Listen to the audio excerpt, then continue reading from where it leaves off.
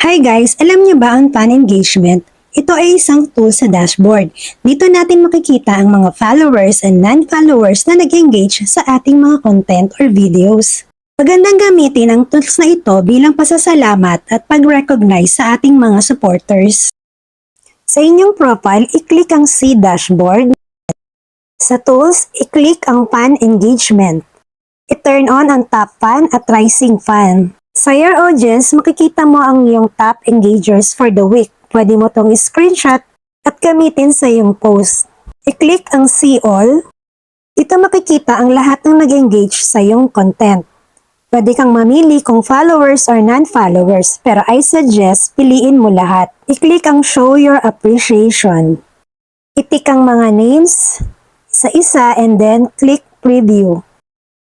And guys, nasa timeline nyo na, pwede nyo i-as is, i-post, or i-edit nyo at lagyan ng mga additional wordings. Ito ang example ng post ko every Saturday. Inedit ko ito at nilagyan ko ng top 10 engagers para may special mention ng aking most engaged audience. Yan lang guys, I hope may natutunan kayo sa video na ito. Bye!